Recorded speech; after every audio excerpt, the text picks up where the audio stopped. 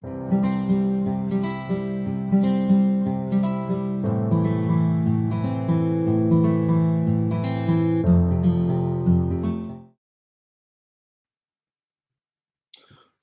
bienvenidos y bienvenidas a Conversaciones F, un espacio para conocer historias, reflexiones e ideas sobre el liderazgo del presente y del futuro. Acá provocamos conversaciones poderosas con hombres y mujeres líderes empresariales que están generando transformación desde diferentes organizaciones en Colombia, Latinoamérica y España.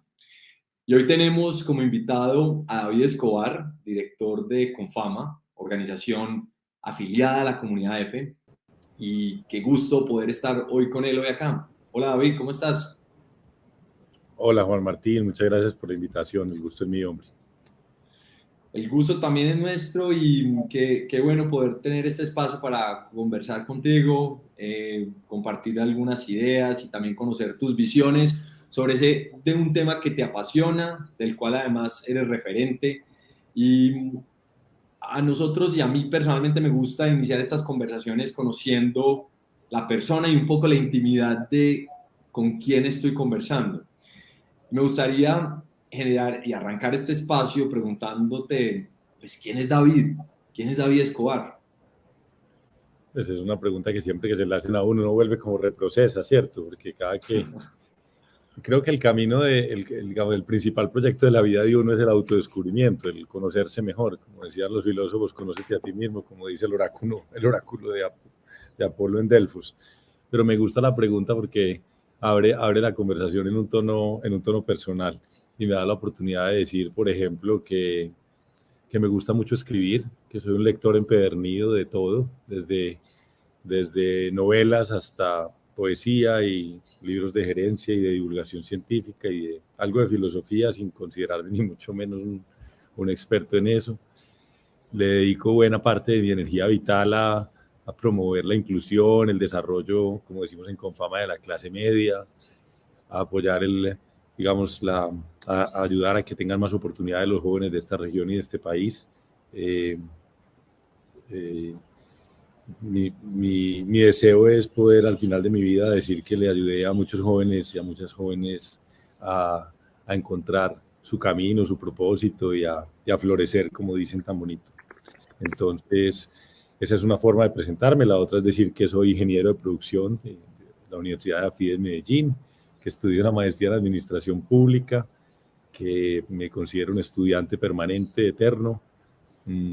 La otra es decir que soy director de Confama hace 5 años, Juan. Es un trabajo soñado, el trabajo de colaborar con las empresas más conscientes de esta región del mundo, de Antioquia, para, para promover el desarrollo de la clase media, el desarrollo humano, el desarrollo integral, para promover el desarrollo de las regiones rurales de este departamento y de este país. Y quizá otra forma de presentarme es decir que comparto mi vida con una mujer extraordinaria que se llama Catalina. Es artista, es activista, es una mujer llena de energía que me enriquece todos los días y que soy amigo de mis amigos, que tengo unos pocos amigos, pero que para mí son hermanos por escogencia. Esa sería una manera complementaria de presentarme. Pero me dejas pensando. Súper, de hecho, estuve chismoseando tu perfil en LinkedIn y tenés un resumen, un perfil muy resumido que incluso lo quiero leer. Dale. Y dice, experiencia en lo público, lo privado y lo social, interesado en la cultura, el arte y la poesía, la regeneración del planeta, el capitalismo consciente, la expansión de la clase media, las edutech, las healthtech y los estudios del comportamiento. Lector. Y me quiero, digamos, como también quedar sobre todo en la primera parte de experiencia en lo público, en lo privado y lo social. Tú pues has tenido la oportunidad de estar en estos tres sectores y hoy el tema que nos reúne es un tema que sin duda debe estar presente en estos tres y adicional es un tema muy pertinente cuando hablamos del futuro del trabajo, cuando empezamos a visualizar el futuro y es sobre el liderazgo. Y el liderazgo pues tiene eh, un sinnúmero de definiciones, de aproximaciones y también incluso de modelos. Y a mí me gustaría y me genera también curiosidad, vos que además sos súper lector, ¿a qué definición de liderazgo has llegado y en este momento con la que te sientas identificado actualmente? Esas de esas preguntas también infinitas, ¿cierto? Es preguntas abiertas, que uno como todas las semanas cuando aprende algo va enriqueciendo su definición o su propuesta de liderazgo, pero hay una enseñanza a la que yo recurro frecuentemente que simplifica el liderazgo desde la gerencia, el liderazgo desde los cargos de responsabilidad, que no es el único tipo de liderazgo. Y es una respuesta que me dio Gonzalo Restrepo, el expresidente del Grupo Éxito. Cuando empecé a trabajar en Confama, le dije, deme un consejo, y él me dijo, le voy a dar este simple, y es, todo buen gerente es ante todo un gerente de talento humano. Lo que él estaba queriendo decir, o así lo entiendo yo, es que todo buen gerente es ante todo una persona que se dedica a cultivar su liderazgo y a cultivar el liderazgo individual, personal, organizacional y social de las personas que trabajan con él. A mí me gusta esa definición, me parece simple, me parece contundente. Me han seducido otras, como aquella que dice que liderar es ayudar a que una organización, una sociedad, una comunidad como la nuestra aquí se mueva de un punto A, una situación A inicial, a una situación B significativamente superior, el que se llama liderazgo adaptativo. Y a mí me gusta añadirle esa frase cuando dicen que ese cambio se dé a un ritmo que las personas puedan soportarlo, disfrutarlo, que sea respetuoso con la dignidad humana, porque no se trata de generar cambio contra las personas o a pesar de ellas, sino conjuntamente con ellas. Ya en un nivel más, digamos, más metafórico, a mí me gusta el liderazgo como análogo a la jardinería, como análogo como pegado a esa palabra que tiene ese origen tan bonito, que es un nombre propio, y es al mentor o a la mentoría.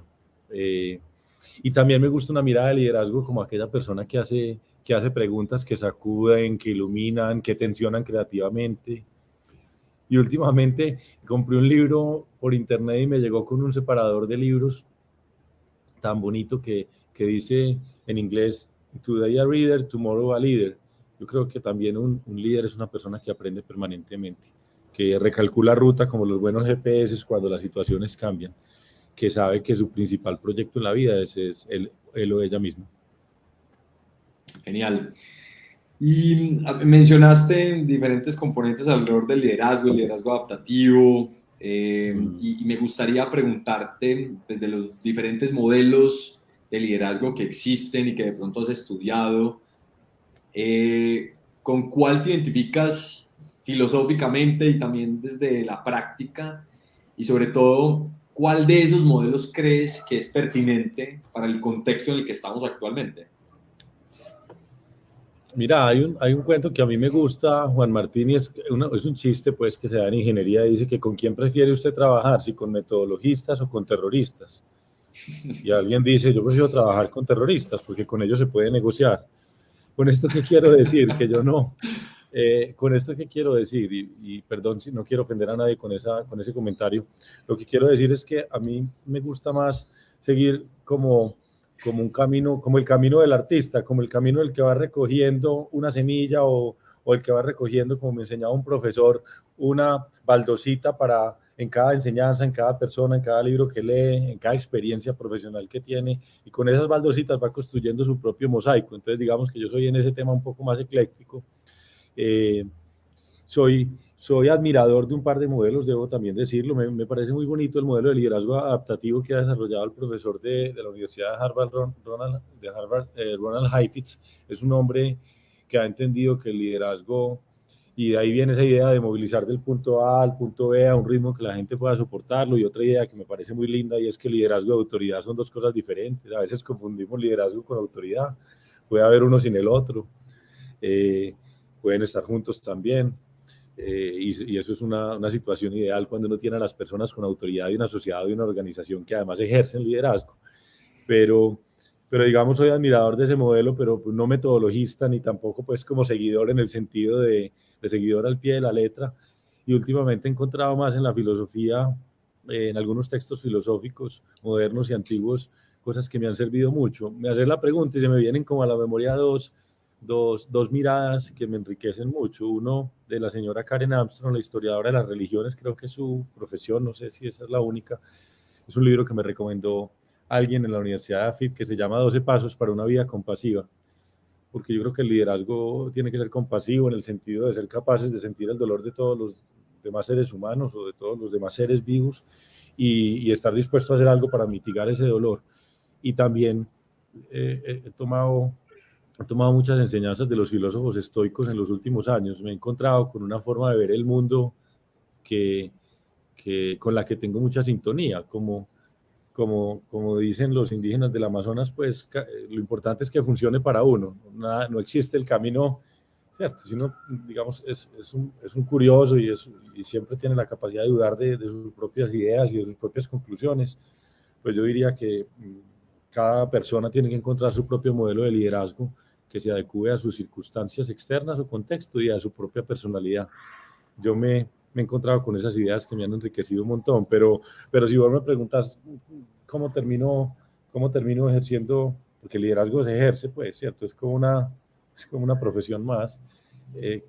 Seguramente hay un montón de cosechas de muchos autores y de muchas personas que me han dejado huella en la vida.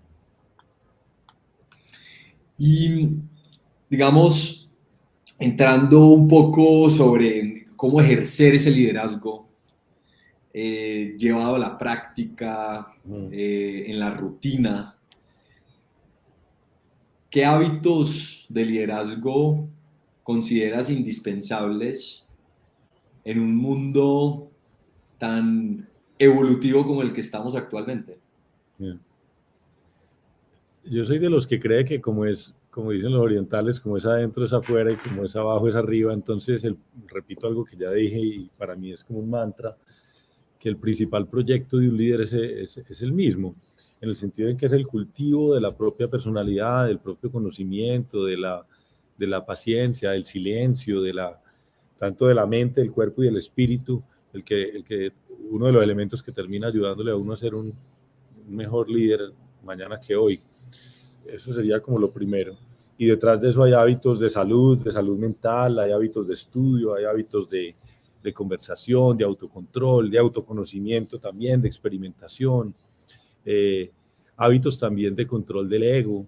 Y creo que hay un montón de ideas que pueden servir para responderte la pregunta.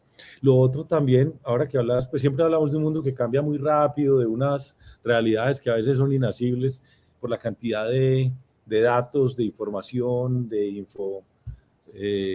como dicen, pues de infoxicación o la cantidad de estímulos que tenemos permanentemente y además a la velocidad a la que están cambiando las tecnologías, los países, las organizaciones, siempre le dicen a uno, bueno, y que hay que aprender para poder estar al día en un mundo como estos y pues además de que está muy bien leer y entender lo que está pasando en el mundo.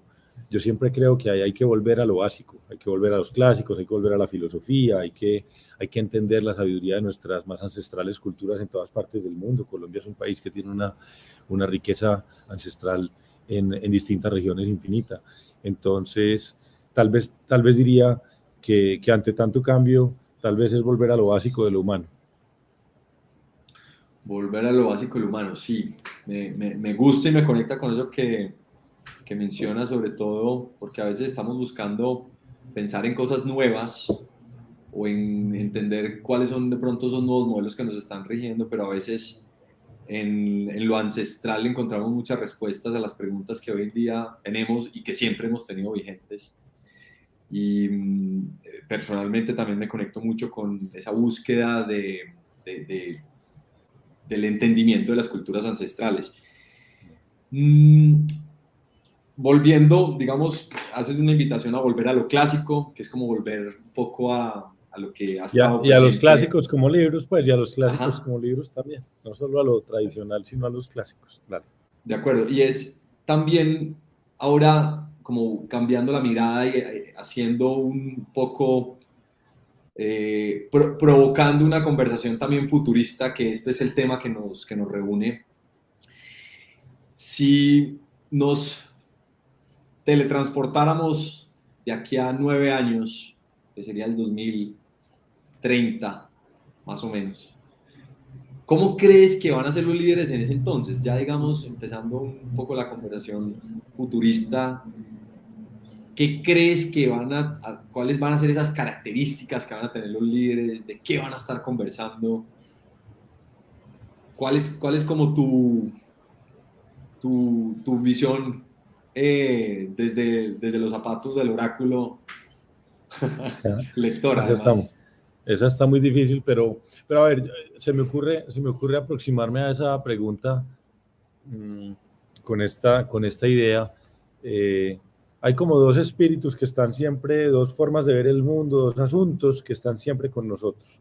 El primero es, digamos, lo que alguien llamaría el espíritu de los tiempos, es cuáles son las tendencias, cuáles son las maneras de ver el mundo, el contexto cultural, cómo piensan los jóvenes, un poco, un poco, digamos, la pregunta de qué está pasando y para dónde vamos, que me parece que es algo con lo que los líderes deben conectarse, y es ese espíritu de los tiempos. Por ejemplo, en este momento de la historia de la humanidad y de nuestro país, el que no entienda la importancia de lo femenino y no es lo mismo, y la importancia de las mujeres en el mundo moderno, el que no se pregunte cómo están pensando y sintiendo los jóvenes, sino diga cómo veo a los jóvenes no como seguidores, sino como líderes de una nueva manera de ver el mundo en cuanto a cuáles son sus valores, qué es lo que importa para ellos, qué aspiran, qué admiran, cómo comen, cómo se visten. El que no mira a los jóvenes pues no va a entender el mundo. Y por supuesto alrededor de cuáles son las tendencias que tienen un montón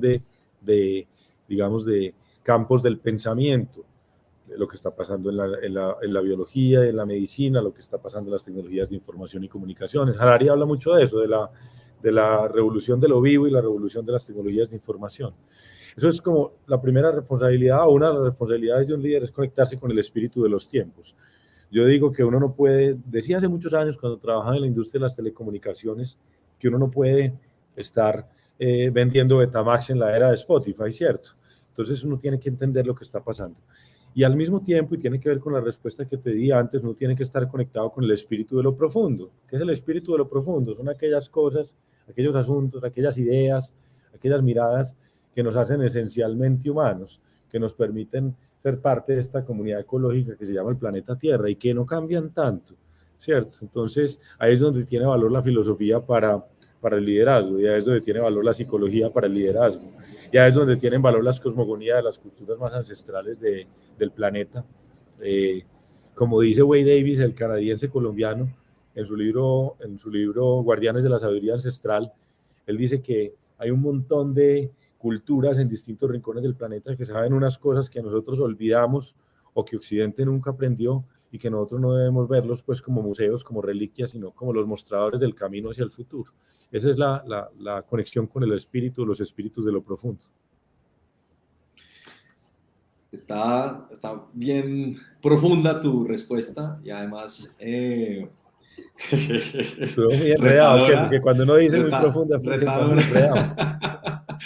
Está bien retadora, sobre todo en entender cómo, o sea, como llevar durante pues, los años que vienen hacia adelante a gran escala, sobre todo, un proceso de lo que decías ahorita del espíritu de lo profundo. Cómo invitamos a que los líderes reconozcan su humanidad y no se olviden de ella, y sobre todo desde algo que también mencionaste dentro de los hábitos del liderazgo, y es el control del ego, uno de los retos más grandes también de los líderes en medio de todas estas conversaciones. Y dijiste algo en donde quiero, digamos, como atarlo y hilar sobre eso, y es sobre no olvidarnos y tener muy presente el rol que en este momento juegan las mujeres en el contexto organizacional, empresarial, social. Y eso me lleva me acordé inmediatamente de la conversación que una vez pues, tuvimos contigo y también y con Rash Sisodia alrededor de... Rash habla de que estamos en la era del despertar de los valores femeninos, y pues, Rash como co-creador y cofundador también de todo el movimiento de capitalismo consciente, pues ha venido promoviendo diferentes espacios para precisamente reposicionar ese lado femenino incluso de las organizaciones y demás.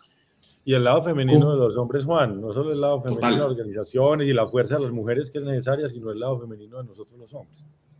totalmente. Y de hecho, me gustaría como profundizar en ese concepto, y es, ¿cómo crees que nosotros los hombres podemos trabajar y sobre todo también desarrollar más nuestro lado femenino?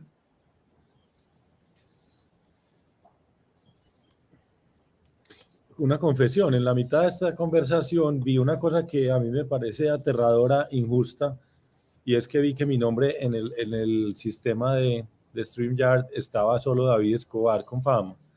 Y entonces lo intervine y puse David Escobar Arango. Voy a explicar por qué.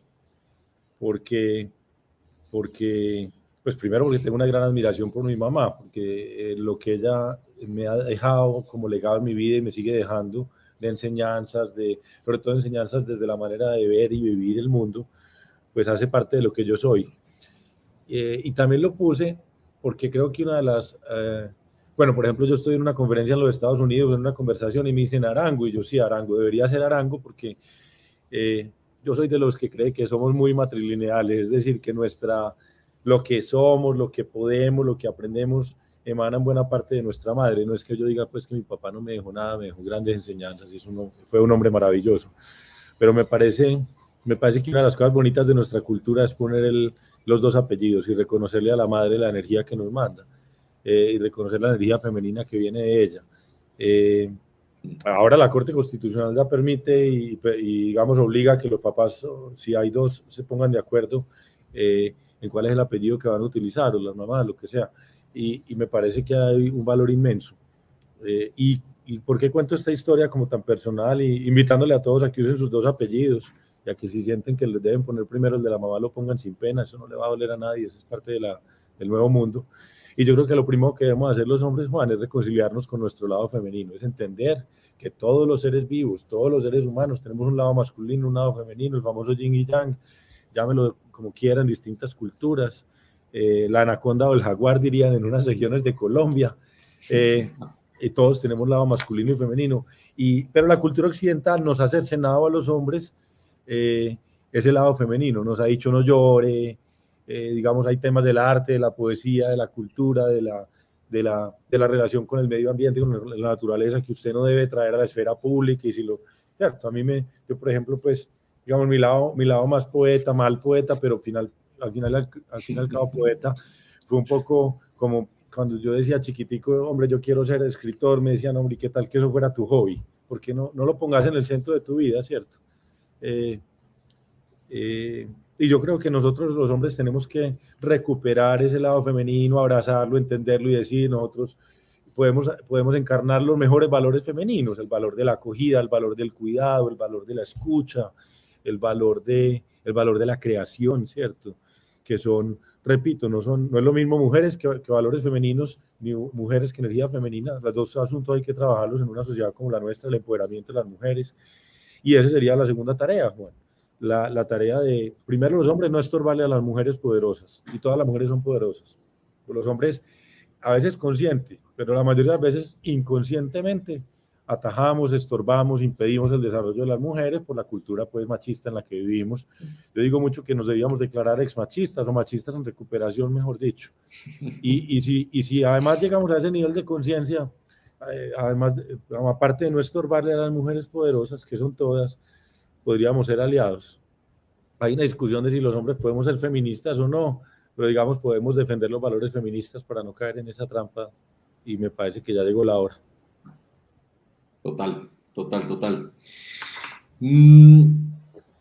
Me dejas reflexionando bastante frente a lo del apellido, y de hecho me estaba acordando que hace poco estuve en Brasil, y en Brasil las personas, el primer apellido que va es el de la mamá.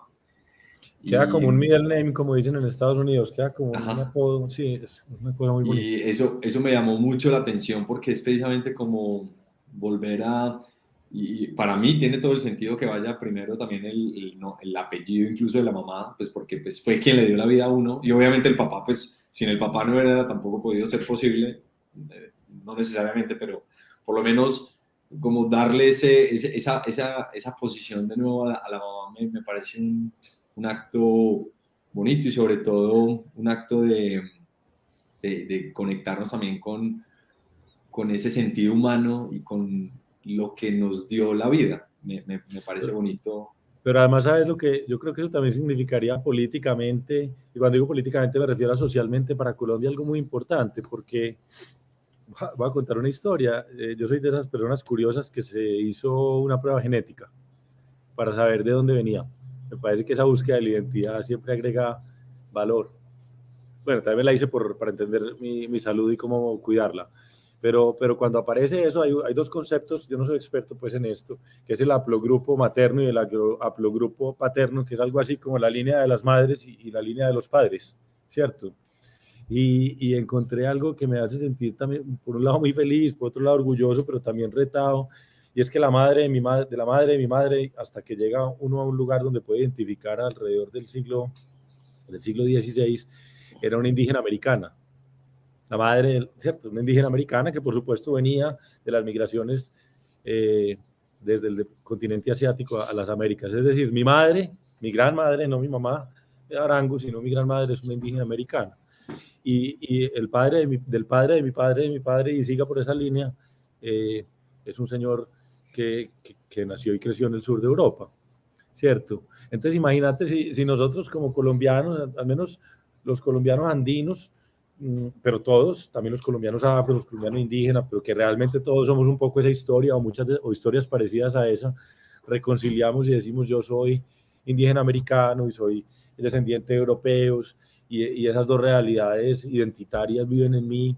Bueno, habrá otras personas que tienen una riqueza infinitamente superior que además habrá que abrazar, hay que abrazar urgentemente, pero a mí me parece que ahí también vendría una manera distinta de ver este país, ¿cierto? Si los que se creen blancos, que además ponen ningún factor de superioridad de ninguna manera, pues entiendan que tienen ese origen en una mujer indígena que seguramente les ha transmitido un montón de energía femenina, pero además un montón de sabiduría que están ignorando. Total, entender y reconocer de dónde venimos para poder empezar a definir hacia dónde vamos. Así es. Siguiendo la conversación sobre el liderazgo, ya en los pocos minutos que nos quedan, David, ¿qué consideras que en este momento los líderes deberíamos estar estudiando para desarrollar, digamos, ciertas habilidades o como de esas habilidades que sientes que en este momento son críticas desde los líderes? ¿Cuáles has de pronto identificado? Y que recomiendas, por ejemplo, estudiar de manera juiciosa y con especial ahínco. Digamos, me bloqueo un poquito con la pregunta, porque es que yo pienso que en estos temas de lo humano, el que busque una fórmula está enredado, ¿cierto? Se va a enredar al menos, porque todos buscamos recetas y fórmulas. A mí me gusta más esa idea del mosaico, ir recogiendo ideitas aquí, conceptos aquí y allá, e ir construyendo, pero digamos, la habilidad de escuchar puede ser valiosa, la habilidad de hacer buenas preguntas, la posibilidad de que esa escucha sea no solo escucha desde los oídos y la mente, sino escucha con todo el cuerpo, como dice algún filósofo contemporáneo, esa escucha con todo mi ser, con toda mi humanidad, para poder entender al otro, llámese el otro cliente o colega o jefe o parte de la comunidad en la que trabajo. Digamos, esas dos ideas se me ocurren así al rompe, la capacidad de escuchar con todo tu ser y la capacidad de hacer preguntas. Hay una idea que me parece muy bonita a mí, es la idea de la indagación apreciativa, que es lo contrario a la pregunta corchadora, porque ojo que los líderes no nos toca decir ¿y cuánto vendimos en el año 2014 en la línea tal, en la geografía tal? La idea no es que la gente diga, ay, me corchó, siempre me pregunta lo que no tengo ni idea, sino que sean preguntas que construyen valor, que son apreciativas de la dignidad humana, pero además que construyen digamos, generan una conversación generativa, dirían otros. Se me ocurren esas dos ideas, pero también la disciplina que tiene que ver con conocerse a uno mismo. Todos los días preguntarse. Yo, por ejemplo, tengo una que puede ser un hábito, puede ser una habilidad, y es que frecuentemente, no digo que todos los días, trato de escribir una paginita en un diario, donde normalmente, pues yo no digo querido diario como se burla uno, pero sí digo hoy siento que metí las patas en esta reunión, hoy siento que dije algo que no me gustaría volver a decir, generé unas emociones que no estaban como en mis cálculos, la próxima vez lo haría de esta manera, o me hacen una pregunta. Esta mañana me levanté, ayer tuve consejo de Confama, y esta mañana me levanté y dije, Ay, ayer respondí, cuando me hicieron una pregunta y una sugerencia, respondí como con bloqueo, como con defensividad, como a veces respondemos.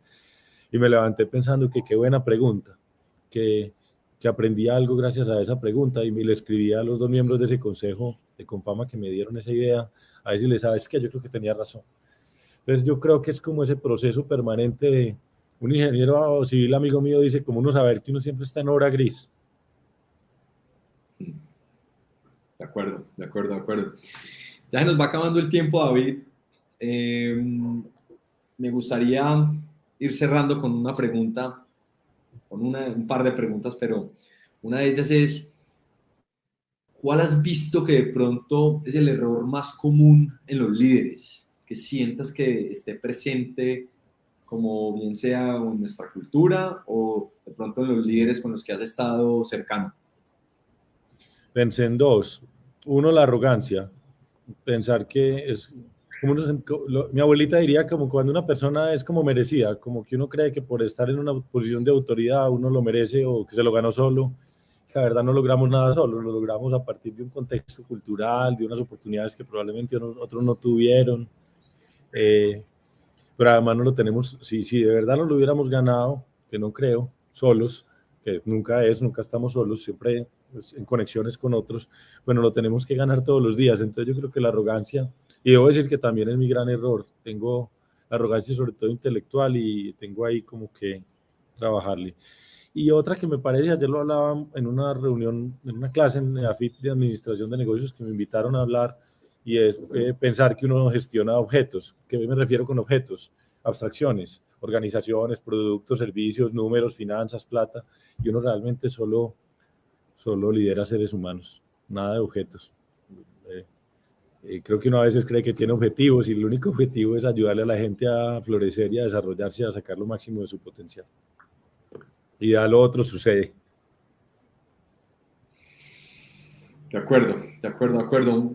David, a nosotros nos gusta en este espacio también tener una conversación en doble vía y poder tener un espacio para escuchar alguna pregunta de nuestro invitado. ¿Qué quisieras preguntarme hoy? Pues yo admiro mucho lo que está liderando la comunidad de EFE y tu estilo de liderazgo y las conversaciones que has tenido con gente interesantísima en los últimos años. Imagino que has aprendido montones y, y también sé que has observado a Confama y mi trabajo con una perspectiva seguramente crítica, en el buen sentido de la palabra crítica, y quiero aprovechar para pedirte un consejo a vos, para decirte qué consejo me darías, pero además como lo estamos haciendo en público y no en la intimidad de una conversación, que creas que ese consejo le sirva a otros líderes. Súper, retadora la pregunta. En estos días estuve repasando una de mis autoras y conferencistas también favoritas, que es Brené Brown, sobre el poder de la vulnerabilidad. Me volví a ver el documental este que tiene en Netflix y creo que el consejo o más bien el consejo que hoy te quiero dar es cómo invocar siempre la vulnerabilidad en todos los actos en donde ejerzas el liderazgo y sobre todo en los momentos más difíciles y en las conversaciones más difíciles. En mi experiencia, la vulnerabilidad es una de las cosas que más nos conecta como seres humanos, porque nos recuerda nuestra misma fragilidad, nos recuerda de lo que estamos hechos.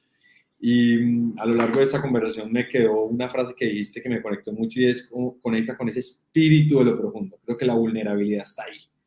Y invocarla siempre va a ser una herramienta muy potente de autoconocimiento, pero también de poder invitar a que otros sean vulnerables. Yo creo que en las diferentes dinámicas de liderazgo en las que estamos, en Colombia, en Latinoamérica, en el mundo, necesitamos líderes más vulnerables, que no tienen nada que ver ni con ser víctima, ni con reconocerse menos. De hecho, Brené dice que una de las características de la vulnerabilidad es la valentía, y es que el hecho solo ya de ser vulnerable involucra mucha valentía. Entonces se me viene ese a la mente y también se me viene al corazón compartírtelo y gracias por esa pregunta. Esta semana leí una cosa que me gustó mucho y por ahí la anoté en mi cuaderno, y es que cuando uno está tensionado, está haciendo lo que uno cree que debe ser. Y cuando uno está relajado, que también es cuando está vulnerable, está haciendo lo que es. Total. Preguntas rápidas para terminar, David. ¿Qué libro te ha marcado recientemente? Tú que tienes, sé que el listado debe estar largo, pero que el que primero se te venga a la mente, que te haya marcado recientemente. En el último mes, digamos, hay dos que me han marcado, uno más profesional y otro de puro gozo, gozo estético, y es Misión Economía de María Mazzucato. Me parece un gran libro, donde la pregunta es no solo cómo deben transformarse las empresas y el capitalismo, sino cómo deben transformarse los gobiernos para esta nueva era.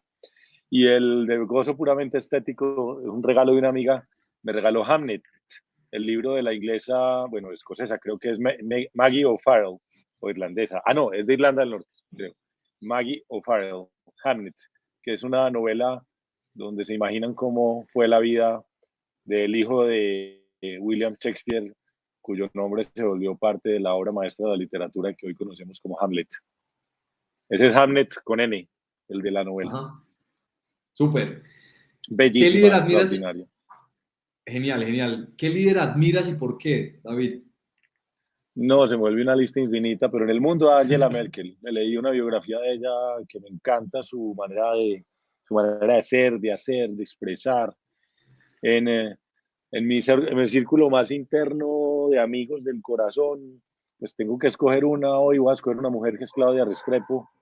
En mis mentores, José Alberto Vélez. Y de líderes actuales en Antioquia, Carlos Ignacio Gallego, Jorge Mario Velázquez. Ahí hay dos. Podría estar también seguramente Juan Carlos Mora, que es un hombre increíble. Gonzalo Pérez también, pero pensé en Carlos Ignacio Gallego y Jorge Mario. Súper. Y para cerrar, ¿qué mantra de liderazgo tienes que nos puedas compartir?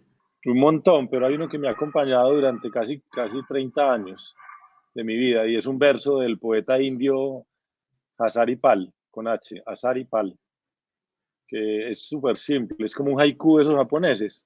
Dice, lo que no se da, se pierde. Y es para recordar que los líderes ante todo somos servidores. Total. David, gracias por este De espacio. todo. Mi mantra realmente es un verso de Pessoa que dice: pon lo que eres en todo lo que hagas, pero tengo el de Hazari hoy en la cabeza. Genial. De hecho, ayer estuve escuchando también la conferencia de Harari y la invitación a nunca parar de conocernos me caló bastante. David, gracias por este espacio. Qué alegría poder compartir estos minutos contigo, tus reflexiones, tus visiones, tus preguntas, también tus ideas que tienen un nivel de profundidad que lo ponen uno a reflexionar y generas preguntas y cuestionamientos bonitos, interesantes y humanos en esta conversación tan necesaria alrededor del liderazgo, el liderazgo del futuro, el liderazgo que necesitamos construir y sobre todo un liderazgo consciente que nos conecte con nuestro mayor sentido humano. Así que, David, gracias por este espacio y esperamos tenerte en una próxima ocasión. Un gusto inmenso esta conversación con vos, Juan, y con una gratitud muy grande por la comunidad, por lo que genera en este país. Un abrazo. Un abrazo grande. Muy bien, con este cerramos nuestra entrevista con David Escobar, director de Confama. Esperamos que nos sigan acompañando en las próximas y esperamos que nos sigan en nuestras redes sociales, en LinkedIn y en Instagram como La Comunidad EFI. Un abrazo y saludos, que estén muy bien.